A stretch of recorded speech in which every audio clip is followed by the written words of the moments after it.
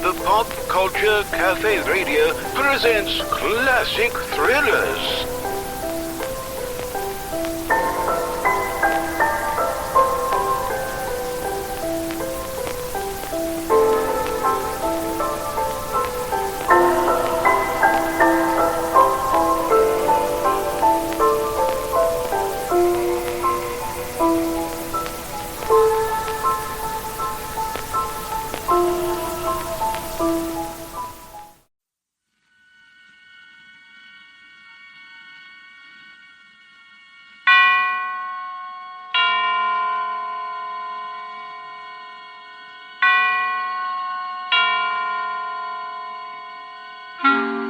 Suspense.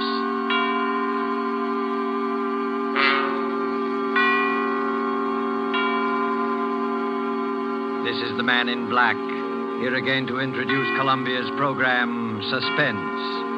In our starring Hollywood cast tonight are Mr. John Sutton, who appears as a young English doctor, Jim Norwood, who knew a great deal more than he admitted concerning the strange events which we are about to relate. And Mr. George Zucco, who plays the village curate, the Reverend Arthur Morley. Our story, and it bears none but a coincidental resemblance to H.G. Wells' famous short novel, The Invisible Man, is by John Dixon Carr and is called The Man Without a Body, tonight's tale of suspense. If you have been with us on these Tuesday nights, you will know that suspense is compounded of mystery and suspicion and dangerous adventure. In this series are tales calculated to intrigue you. And so it is with The Man Without a Body and the performances of John Sutton and George Zucco. We again hope to keep you in suspense.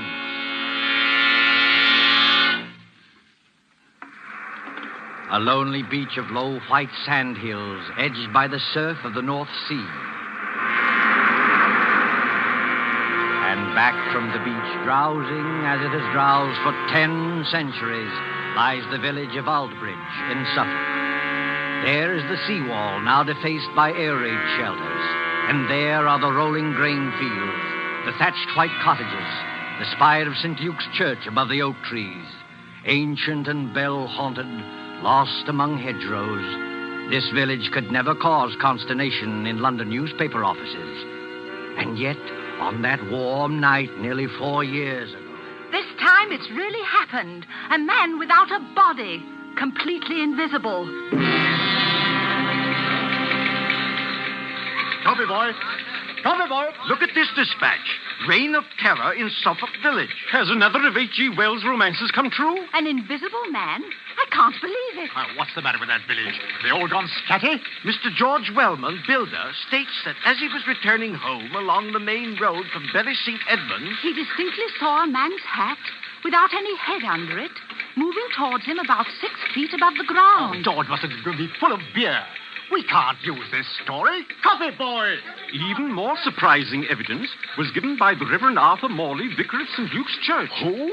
The parson? You don't think he was full of beer? One question above all agitates the village. Who is Professor Ansmith?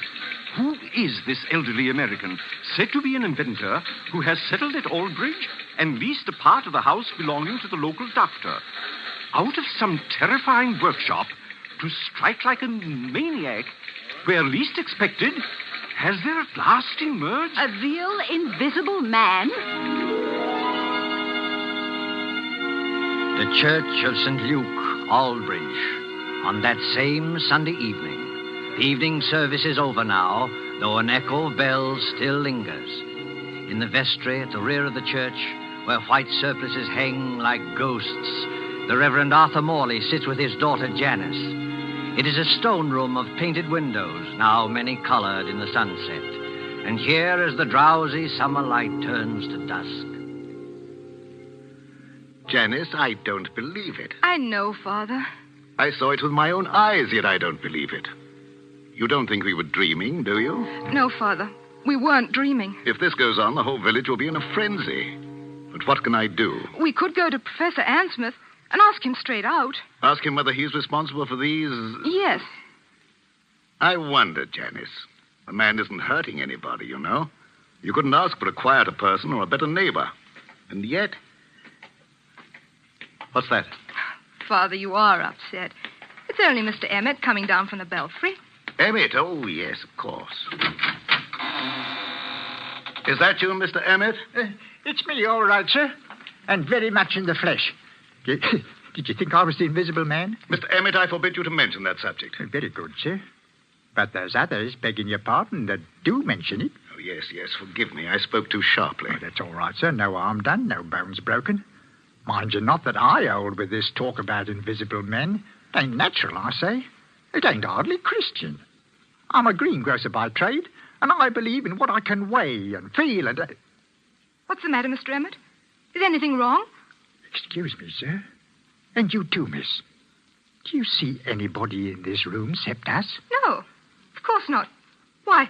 Because I could have sworn something brushed past me just now. You're imagining things, Mr. Emmett. Yes, sir, I dare say, There's nobody hidden in the belfry tower, I hope. No, sir. I had a look-see. And what's more, there's not going to be anybody up there once I've locked the door. Now, let the blighter try and get in. Oh, please, Mr. Emmett. And you too, Father. You're talking about this invisible man as though he actually existed. There's something funny going on, miss. You can't deny that. No, none of us can deny it. And what's more, sir, it's getting pretty dark in here. Hadn't you and Miss Janice better get along to the vicarage while I lock up? No, we can't go just yet, Mr. Emmett. We're expecting Dr. Norwood. Dr. Jim Norwood, sir? What does he say about all this? Oh, you might ask him yourself, Mr. Emmett. I think that's probably him now. Come in. The vestry door's not locked. Oh, hello, Padre. Hello, Janice. I'm sorry I'm late. Oh, hello, Jim. You seem a good deal out of breath. I am out of breath, Janice, because there's blue blazes to pay down in the village. Not more trouble. Yes, I'm afraid so. They're holding a mass meeting at the Coach and Horses, and they're ready to murder Professor Ansmith. If this invisible man cuts any more capers, we may see a real old-fashioned lynching in an English village. Now, look here, my boy. This has got to stop. I know that, Padre, but how are we going to stop it? Sit down there, Jim, across the table from me. Yes, sir. First of all, what do you know about this Professor Ansmith? Nothing, sir. Nothing at all. But you rent part of your house to him. Oh, my dear Padre, that house is twice as big as I can possibly manage. I was only too glad to get a tenant. He gave you references, I imagine? Yes, but I didn't bother to check him. He's a quiet old boy. Pays his rent on the dot. Never does anything except read and go for long walks. Are you quite sure of that, Jim? The village has war nerves, that's all. With the camouflage aerodrome in the neighborhood, they're apt to imagine anything. True, perhaps, but... That talk about dynamos humming in the old boy's room and blue lights flashing is rubbish out of a sensational film. They imagine the whole thing. Finally, this crazy story about an invisible man playing the gramophone. Why, It's not a crazy story, Jim. Janice and I saw it happen. You what? Last night, about 9:30, Janice and I were out for a walk in the lane that runs past your house. On the way, we met Willie Kendrick, and he joined us. Well, sir? Listen, Jim. On that side of the house, there's a little square room with 2 windows and no furniture except a round table and a couple of chairs. Do you know the one we mean? Yes, of course. Professor Ansmith uses it. What about the room? It wasn't quite blackout time. The windows were up, the curtains weren't drawn, and the room was brightly lighted. On the table stood an old-fashioned gramophone with a horn and a crank handle. Beside it lay a pair of white cotton gloves, like gardener's gloves. The gramophone was playing away for dear life, but there was nobody in the room. Janice thought that was a bit odd, a gramophone going full tilt with nobody there, and called my attention to it. Just then, the gramophone started to run down. We could hear the record slow and go off key. As it did so... Well, sir, go on. As it did so, those white gloves got up off the table. Got up off the table? Got up off the table, took hold of the gramophone, and wound it up again. Mr. Emmett, what on earth are you doing? I dropped some candlesticks. So I see. Please pick them up again. Yes. Padre, are you serious? Perfectly serious. A pair of gloves without any hands inside them? Yes. But what did they do exactly? The left-hand glove steadied the gramophone. The right-hand glove wound it up. Then they both hung in the air, beating time to the music. It should have been funny. I can only assure you it was not funny. Oh, what happened then? Oh, Jim, it was horrible. Willie Kendrick let out a yell and ran down the lane between the apple trees as though the devil were after him. I can't say I blame him. Father and I just stood there and... Stared is the word, my dear. Yes, stared. I can't forget any of it. The three-legged table and the whirling record and the blue flowers on the wallpaper. But there was nobody there. We could see past the table and under the table and all over the room. And there was nobody there. Except the man without any body. Confound the man without any body. Father, suppose it is true. As a clergyman, my dear, I prefer to remain agnostic. This thing is a trick. Yes, but how's it done and why? That's the whole point, Jim. What worries me is the effect on our people here. We call ourselves intelligent, and yet, look at us. Even Mr. Emmett there. Hey, what's that about me, sir? A few minutes ago, you thought something brushed past you when you were coming down the stairs from the bell tower. Now, didn't you? Well, yes, sir. You see what I mean, Jim? But I didn't really think so, sir. Not really. It was imagination, just like the doctor said. Because I searched that tower. I locked the door afterwards. Exactly. But the mere force of suggestion, nothing more, might lead you to believe. That's not suggestion, Father. Sir, oh, stake my Bible oath, there's nobody in that belfry. Bells can't ring by themselves, old man. There's somebody pulling the rope up there, and we're going to find out who it is. Now, one moment, all of you. What's wrong, Padre? You're as white as a ghost. This blasphemous mockery, it seems, extends even to the church. Very well. You will stay with Janice, my boy. Emmett and I will collar this invisible man. Why can't I go, too? I don't believe in this, but I should prefer to have someone with Janice. You're not afraid, Mr. Emmett? If it's alive, sir, I'm not afraid of it. And if it's dead, well, you're not afraid of it. The tower door's open, sir. I'm ready. Don't do it, Father. Don't go. You can't help them, Janice. Sit down here. Take it easy. Jim Norwood, what's wrong with you? Wrong with me? You've got an odd look, too. And the light's fading. And the surplices look like ghosts. And in another minute, that fell would drive me mad. Suppose he has got in. Who? The invisible man. Oh, don't talk rot. As there are sounds that the ear cannot hear, so there are colors that the eye cannot see. I read that somewhere. He hasn't hurt anybody yet. But suppose he turns nasty and does hurt somebody. He can't hurt anybody. How do you know? Janice, listen to me. Take my hand. Oh, but Jim... I want to tell you a few things you won't understand. I don't ask you to understand. I just ask you to remember. Well, what is it? The first is a question. If you were a government official and wanted to find an expert on camouflage, where would you go? An expert on camouflage? Yes. And the second point is this. I studied medicine in Germany. Oh, I know that, but that's One night on a bet, I hid backstage at the Winter Garden Theater in Berlin. I saw the whole show from backstage, and I learned a great deal. Jim Norwood, what on earth are you talking George about? Wellman and I have talked the whole thing over. In a way, Janice, there is an invisible man. I can tell you who he is and how he works. But there's no danger, do you understand? There's no danger at all. Jim, what was that? I don't know. You do know. I can see it in your face. You do know. I think somebody's fallen Fallen? from the top of the belfry. Oh, Father! Stay here, Janice. You can't do any good. Let go of my arm. I'm going up there. No, you're not. I didn't think what the danger might be. Besides, there's somebody coming down the stairs now. Stay just where you are and don't move until... Oh, Father. Father, are you all right? Steady, sir. Take it easy now. I'm perfectly all right, yes. But you'd better go into the churchyard and see to Emmett. He fell? No, Janice, he did not fall. He was thrown. Oh. Thrown? By whom? There's no time to argue now. You're a doctor. Go out and see to him. Well, is he in... I don't know. Go. Yes, sir.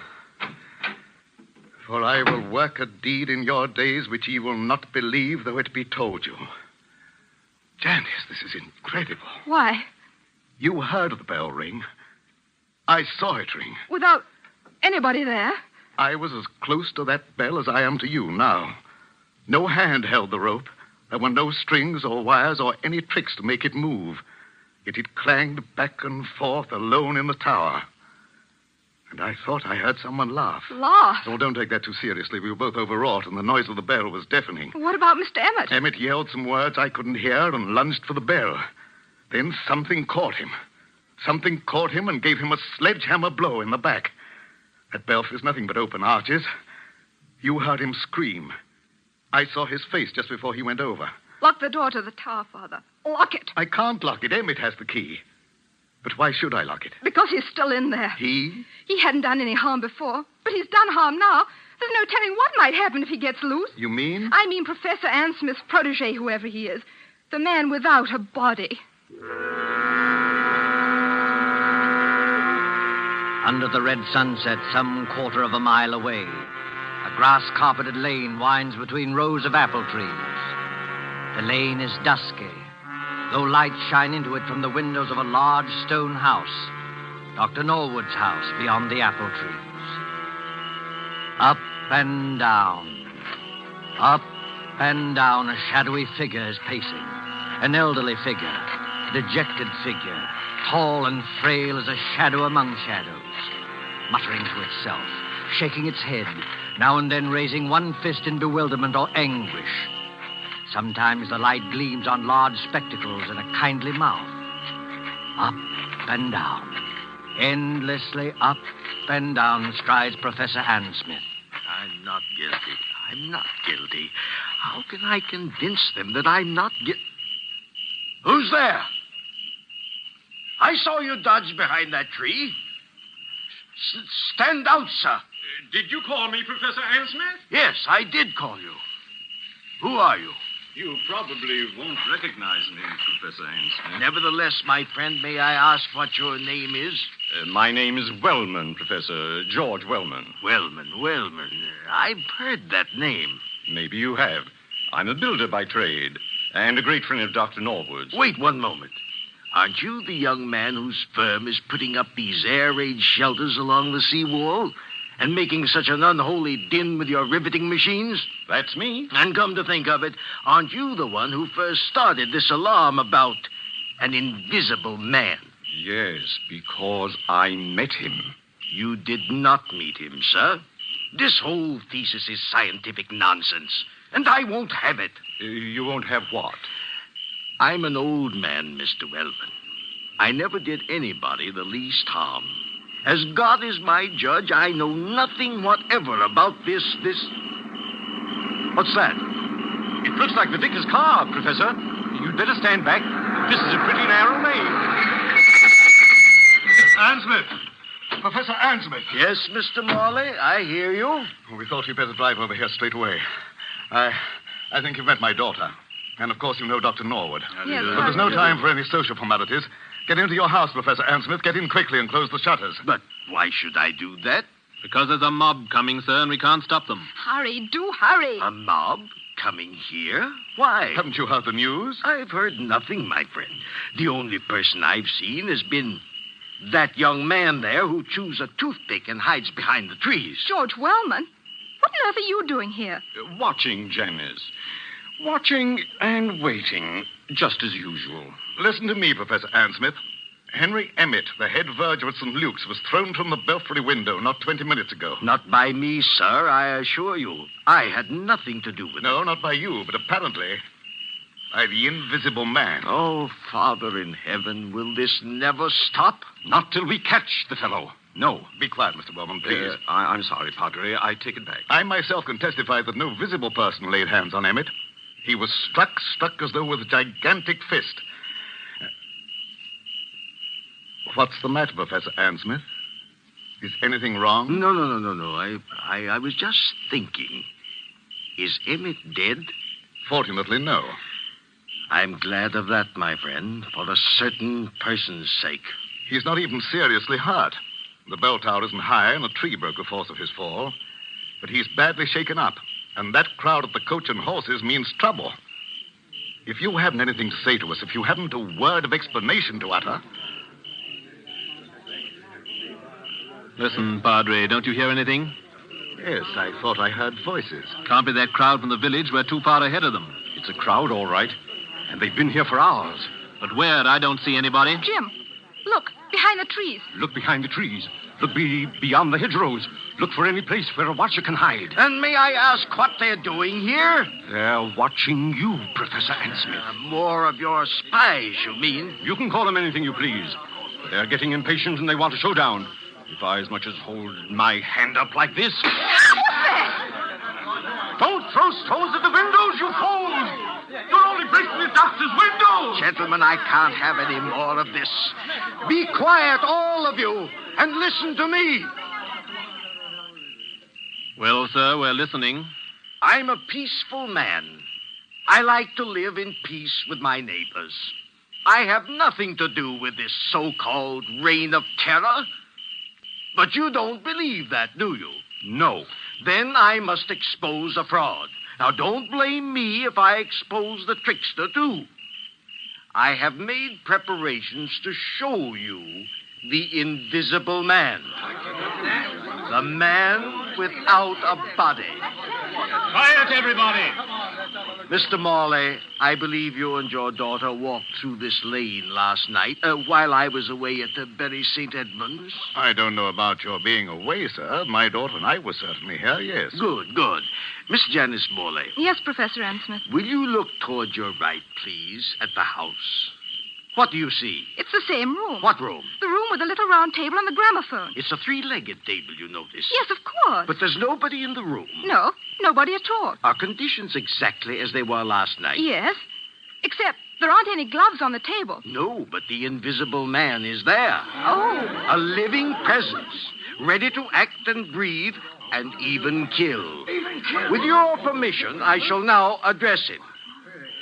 Hello in there. Hello in there. Hello in there. If anybody answers him, Father, I'm going to scream. Quiet, Janice, quiet. Father, look. The gloves are appearing on the table. I call out to him, and I speak as follows. Hold the phonograph with your left glove. That's it. Turn the handle with your right. One turn, 2, 3, 4. That's enough. Touch the spring with your left hand. Push the record. Lower the needle with your right and...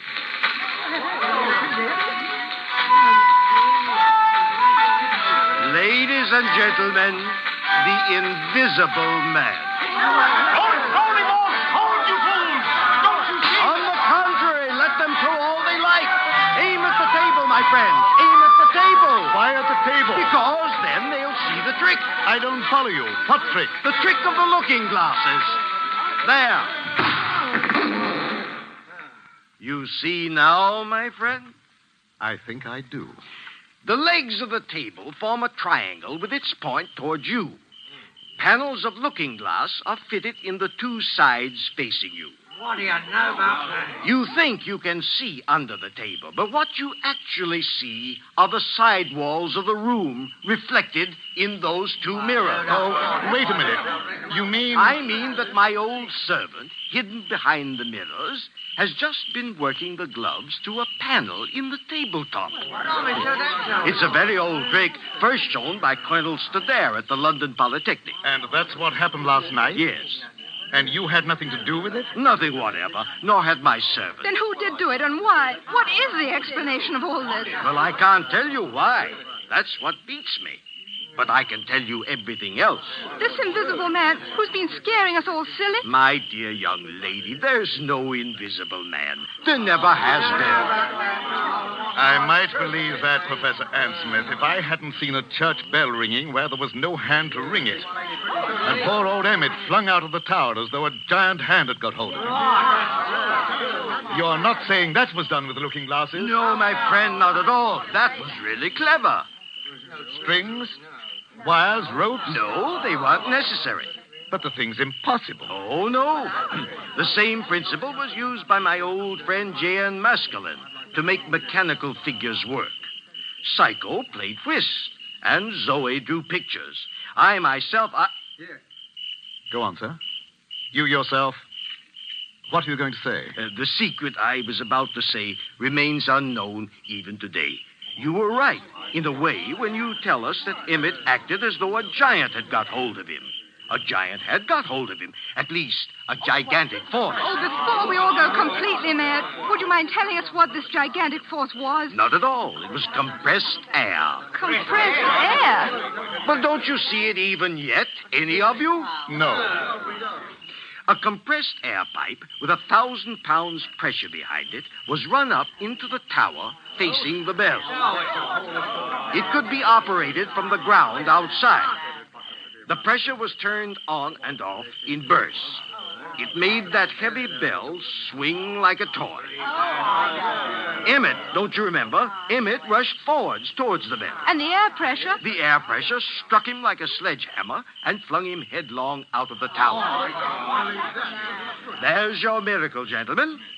That's all there was to it. Sir, I can't doubt what you say. It's too circumstantial and too right. But what, my friend? The compressed air tanks, the mechanical apparatus to work this trick. Well, what about it? Where did it come from? Such things don't grow on bushes. No, but they do grow on riveting machines. Riveting machines? Yes, such as the riveting machine they're using on the air raid shelters along the seawall. Would you care to tell us, Dr. James Norwood, why you and your friend Wellman have been playing all these tricks?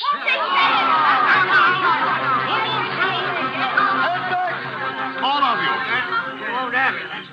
Jim Norwood, is this true? Why, of course it's true, Mr. Morley. Don't be so gullible. Jim and George Wellman doing all this?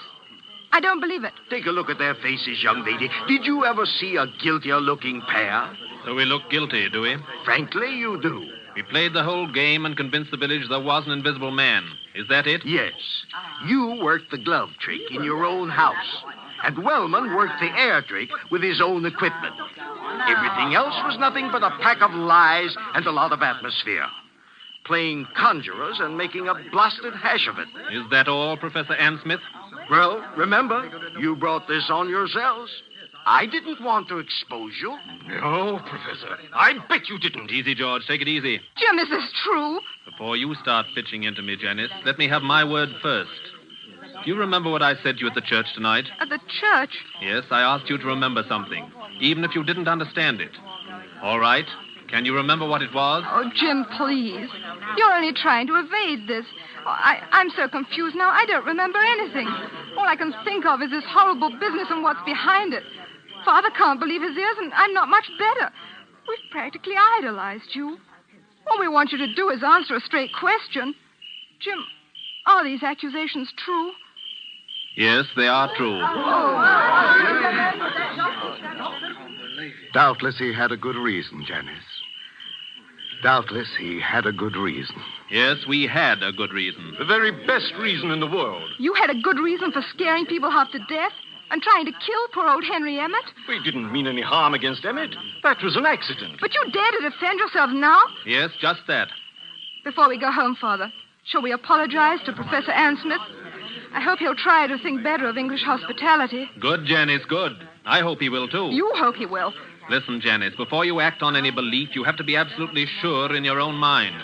George and I had to prove something, and now I'm glad to say we have proved it. Oh, I can't stand this any longer. If you have anything to say, go on and say it straight out.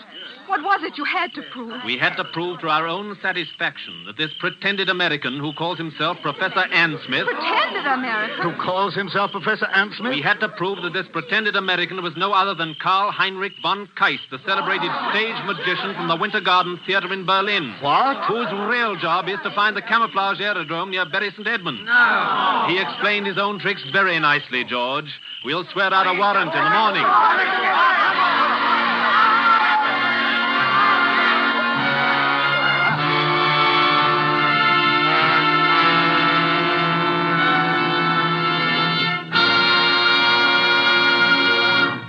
And so closes The Man Without a Body, starring John Sutton and George Zucco. Tonight's tale of suspense. This is your narrator, the Man in Black, who conveys to you Columbia's invitation to spend this half hour in suspense with us again next Tuesday, when the distinguished actress, Miss Agnes Moorehead, will be heard in one of her many brilliant characterizations. Starring with Miss Moorehead will be Miss Ellen Drew, who, as Carol Linden, tells the amazing story of Uncle Henry's Rosebush. The producer of these broadcasts is William Spear, with Ted Bliss, the director, Bernard Herrmann and Lucian Mahowick, conductor and composer, and John Dixon Carr, the author, collaborated on tonight's Suspense. This is the Columbia Broadcasting System.